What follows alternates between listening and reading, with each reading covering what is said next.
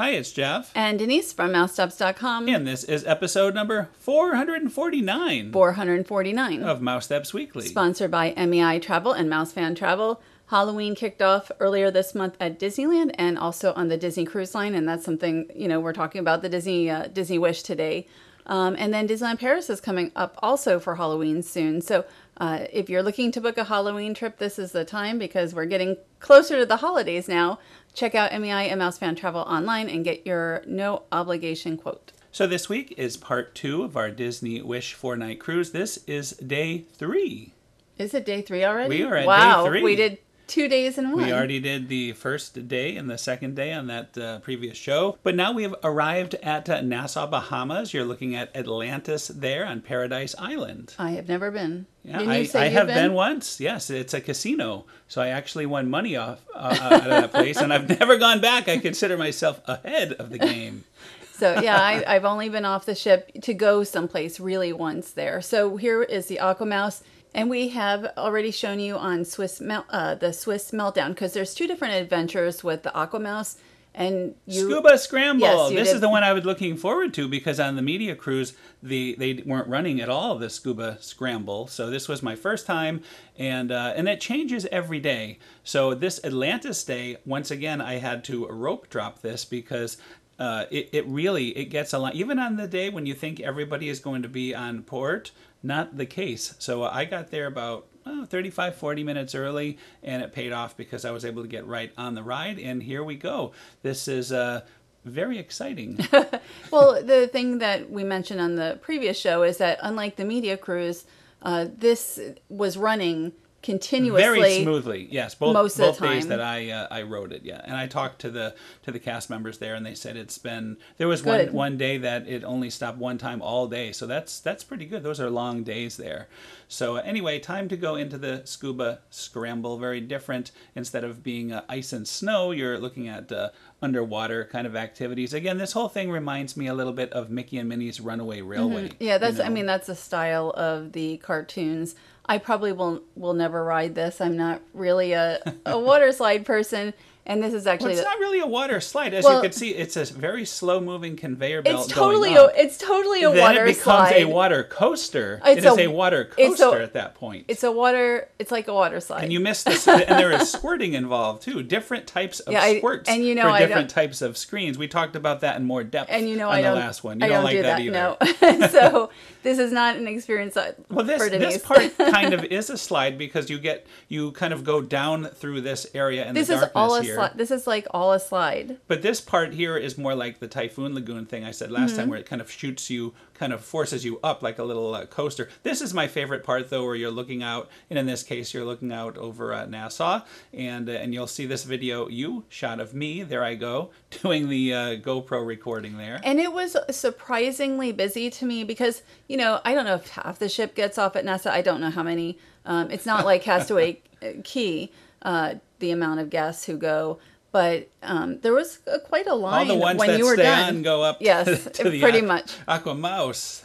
So, there was quite a line behind you. You were there early, and then when I arrived to take video of you, there was quite the line. So you do want to, even on Nassau Day, you want to kind of get there early if you don't want to wait as long. And I found out on Castaway it didn't open until the afternoon. So really for the 4-night cruise, you want to hit it those first full days. So here we are. This is pretty much the extent of our visit on this cruise to Nassau. We got off a little bit and just walked down on the dock to take a look at the ship. And I wanted to get a really nice straight-on look here of this Rapunzel figure on the back of the ship, so we were able to do that. Yeah, well, Rapunzel's on the stern here, and you could even see like her feet are doing detailed. I mean, really, it's fantastic, and this was a great location. I think it was the best location to view it from. Right, we're closer than on Castaway, and the angle was perfect for seeing this. And you can see Pascal there as well. And my photos did not.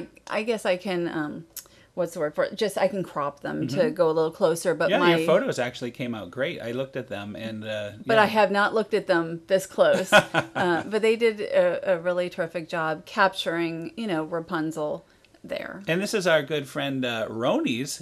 Everybody has seen that Roni does a lot of Disneyland Paris. His favorite princess is Rapunzel. He often wears the little character when he goes to the Pascal. park. The Pascal character. Well, and there's look at this, hard at work getting those pictures you just talked about. And he will need to be on the Wish then, Yes, so he needs to go. He should go. And I wanted to mention the whole pier over here at Nassau is being redone. It's going to be much nicer when it's finished. So a lot of construction. Now we're going to talk about Mickey and Minnie's Festival of Foods. You're getting a preview here of the barbecue area. That's the first part. We're going to look at every single food booth, food location here on the top floor of the Disney Wish. I think it's Mickey's Festival. It's a Festival of Foods. Yeah, Mickey and Minnie. Mickey and Friends. I was going to say, thank you for correcting me.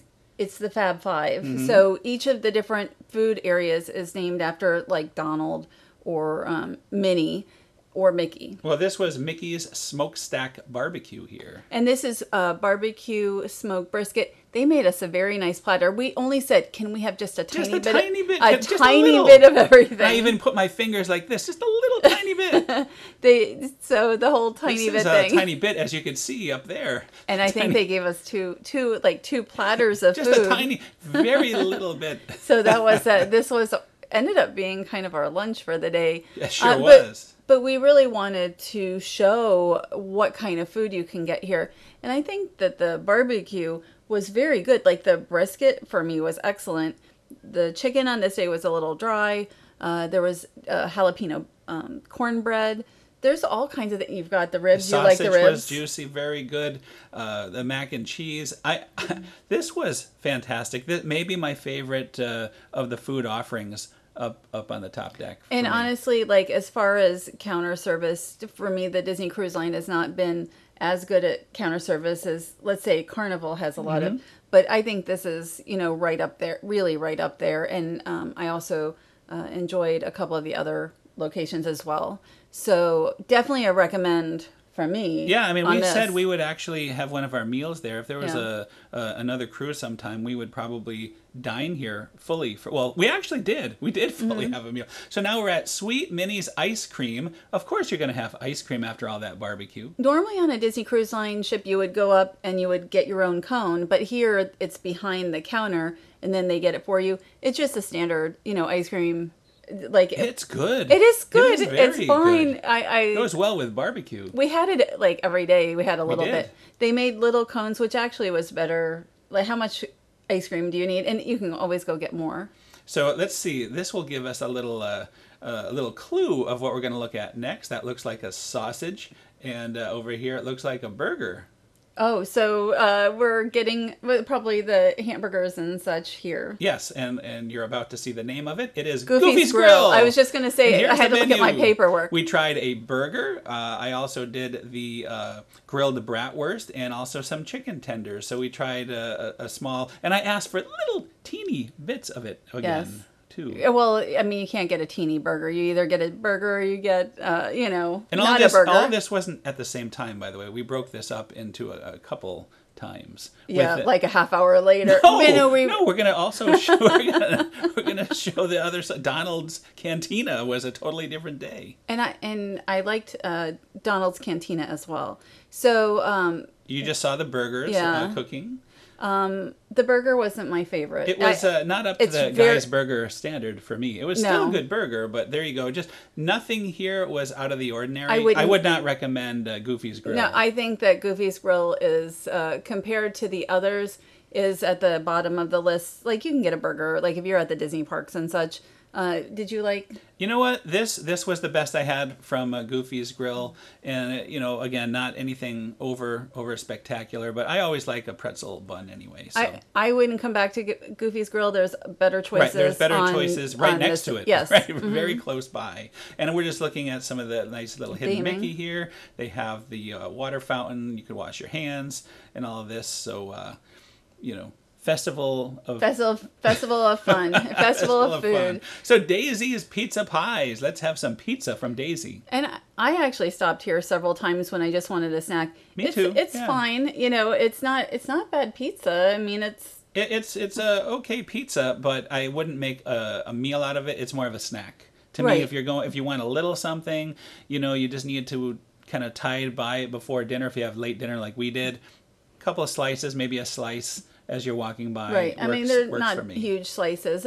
I thought, again, I was there several times just to get a little something in between my meals. Right. So definitely, I thought I ended up getting the margarita pizza. I thought was pretty good. And there's a variety of pizza types. I think I had pepperoni. I did have the margarita. And it looks like somebody's getting some margarita right there. And I had the cheese as well. So we're about to move on to Donald's Cantina. We also tried Donald's Cantina on our very first cruise. This time, though, I decided to do something a little different, and I had him build my own burrito. And we actually thought this was Marceline Market area at first on the When our we media when we cruise. first walked up there, we didn't know, we didn't Right. realize. And we found all the.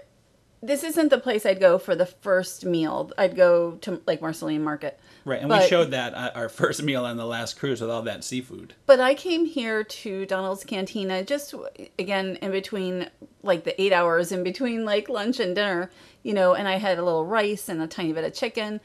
So this is really kind of a good location for, to me, a little healthier option. So I Especially enjoyed when it. you have all that corn, a big hunk of guac on there, some cheese. I Very healthy. That's not what I had.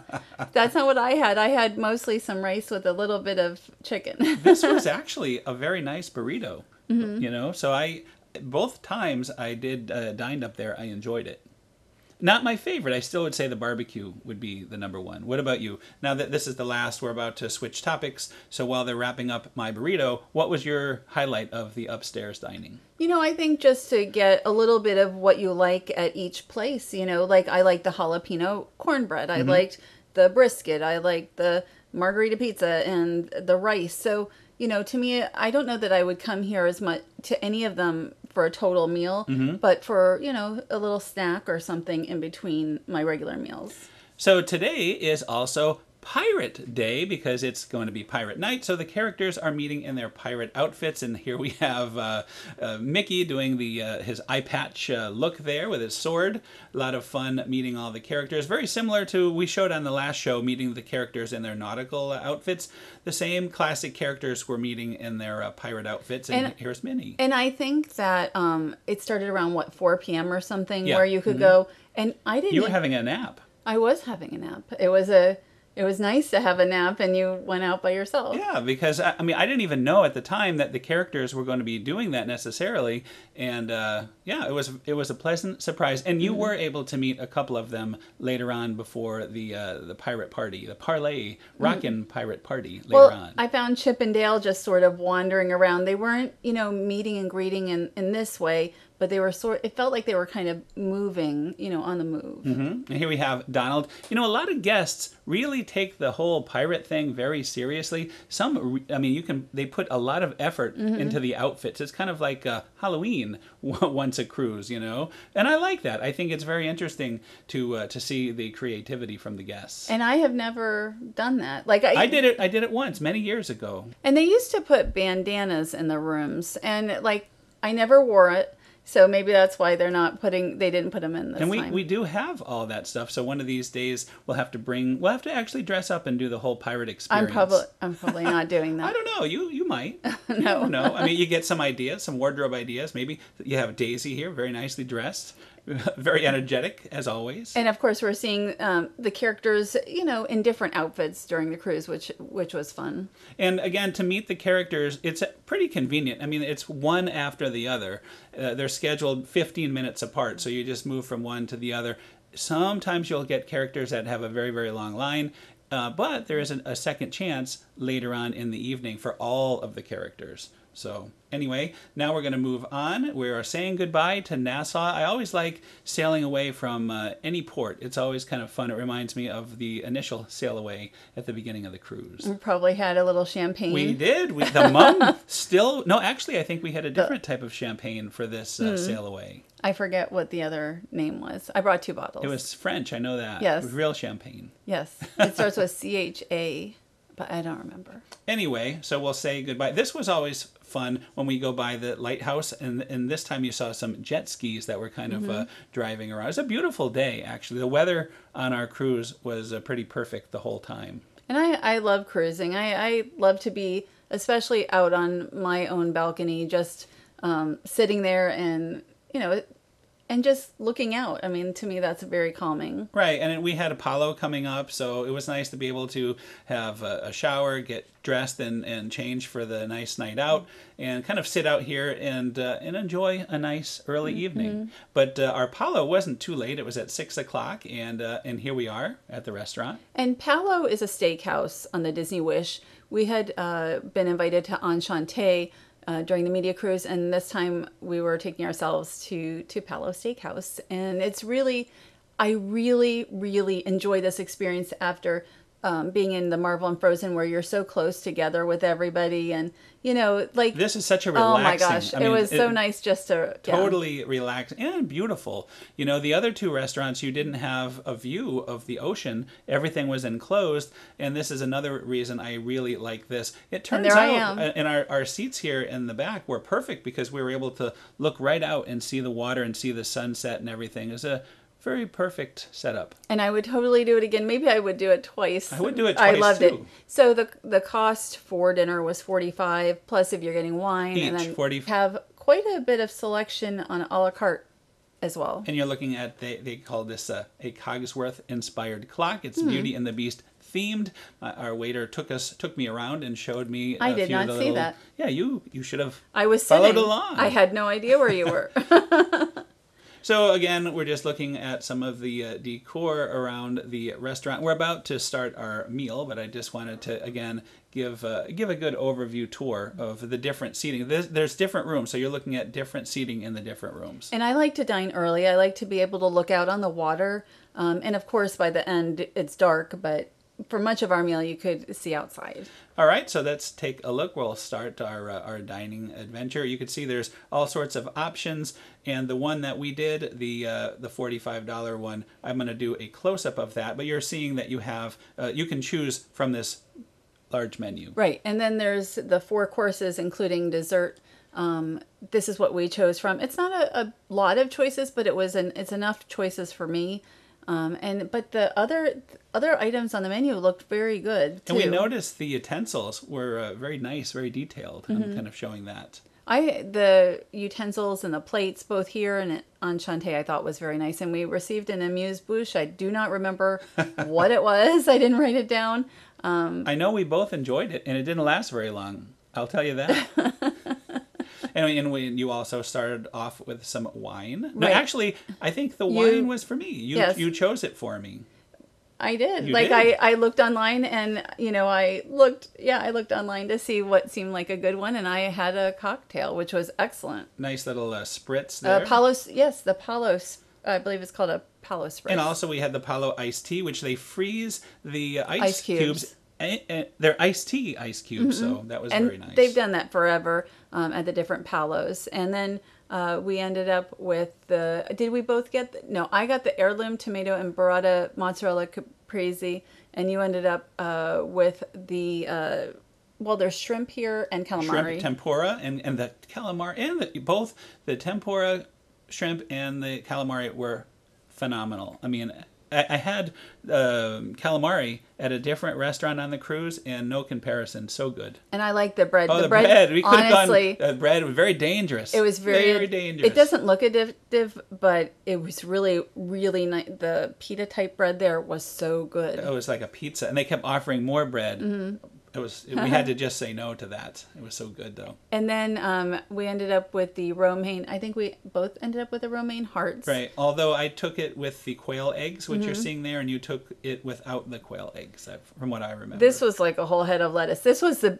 biggest salad. I don't know if I've had a bigger. It was delicious. Bigger appetizer salad. It was. I liked the Caesar dressing was very good. And you decided to have some wine with your meal after all. And the nice thing was, we had the internet, so I was able to kind of get an idea of what the wines would be like. And maybe I should have done that before leaving the house, but I was doing that on the scene. And we both had the steak. And that was very good. They also have steak at the other Palo restaurants. It's going to be, I think, similar. I haven't been in Palo on the other restaurants and on the other ships in quite some time, but it's probably about the same. Very good steak. I don't know that it's a much better steak than like 1923. I think they're both Yeah, very good fillets. 1923 was also excellent. But this was just a totally worth it experience. And then I ended up with the chocolate souffle with the vanilla bean gelato. This is something that's been a staple of Palo, I think, since since the magic. Well, 1998 was my first sailing, the year it started, and I think they had it back then. It was bigger, I think, back then, right? I thought so. But back then it was $5 extra for Palo, and it's gone up. $5 extra. Yeah, it's gone up since then. So we're just looking at, they put the It's vanilla. quite the presentation. And I wish there was some way for a taste-o-vision, because this was absolutely delicious. You know, the hot and the cold and the different flavors. And again, this is all being done by our very nice waiter. And it was, our service was excellent here. Just the whole experience we were there at least, 2 hours or 3? more? It was 3 hours. We Really? were there a long time. From 6 to, about 6 to 9. Yeah. Wow. And you had the tiramisu, which totally doesn't look like any tiramisu that I've ever had. I have never seen a tiramisu. I didn't want to eat it, actually, because it was like art. It was so pretty. But, oh, boy, it was so good. Delicious. You tried it, remember? Do you remember trying it, too? I don't remember. I totally don't remember. You said it was excellent. You were very surprised because it didn't look like a traditional tiramisu to you. I mean, which it doesn't. Honestly, by the time dessert comes on a meal like this, a lot of times I won't remember, although I do remember the souffle, because the souffle really is always a memorable dessert. And you see, I timed it just right because I have a tiny little bit of wine at the end. But all is not lost. They also gave us this refreshing after-dinner drink. Yes, and I forget now what it was. Good. It was good. I just remember it being good, and it was an alcoholic drink. And just it was a also small one. Denise's birthday. Happy birthday, Denise! It was her birthday cruise. It wasn't exactly your birthday, but that was very nice. We didn't know that was going to happen. No, I was glad they didn't bring like a birthday dessert. Like we already had dessert. So. And now what? Pirate Night. That was again wonderful, Palo. I just want to say the chandelier here is red for Pirate Night. Highly recommend Palo all the time. Yeah, and again, as you said, I would go multiple times. I might do twice next time. And again, it was Pirate Night, so of course we are out for the Pirates Rockin' Parlay party. This was a really rockin' party, and for me personally, I loved it because it had all the music, the rock music that I grew up with. They even played Kiss. How cool is that to be on a Disney cruise and hear rock and roll, and not only hear but see rock and roll all night? And we're not going to take it, right? That's right, from Twisted Sister. And there you have Red coming down. It really is a very high energy party. It really gets the atmosphere. You know, the atmosphere is just so fun. And then, of course, it leads up on, to the fireworks. And we'll have Jack Sparrow also coming. Well, I was very lucky. I lucked into a good spot because they also have a little riser. And I was able to be at the front of that riser. So I was naturally over this whole crowd in front of me. So it was good for recording and seeing the show. So, when Red was coming down, when Captain Jack's coming down, I was near there. You might there. even be down there because you would be at the bottom of the stairs taking the video clip. And it looks really packed there, but I did not feel like there was that many people. I felt it was super duper crowded. And I got there early, so I was there for a long time to get this location. But it was worth it. It was great to have a perfect spot. We'll post this, or we'll probably have already posted the show. And then you just it segues into the fireworks, which are great. This was even a better fireworks show than the one on the media cruise because at the first one, they only had one launch area working. And this time, both were in full effect. So it was kind of fun to watch the fireworks kind of shooting off toward each other at certain times. It was a great fireworks show. The location I was for the show was not as good as for the fireworks. So I couldn't see the fireworks quite as well. I moved back a little bit. But you want to be a little bit more to where, like I was more on the to right left, to left. left yes, of the stage. so that you can see those fireworks. This is just a very a very fun event, and I really had a good time with And it. even after the fireworks, as you're seeing here, they kind of wrap it up, and all the characters say goodbye. You say goodbye to Captain Jack in red, and then the show ends. And again, the high energy, same performers as we saw earlier at the Sail Away show. By the way, Right, some you of see them. a lot of the same, the same performers during the cruise. So believe it or not, that is another show. We want to thank our sponsor, MEI Travel and Mouse Fan Travel. That's another show. Thank you to MEI, and check them out. You know, if you're looking for the last bit of Halloween, or Christmas, or Disney Cruise Line, and not only the Disney Cruise Line, they're cruise specialists on every line, and also Disney specialists for every park.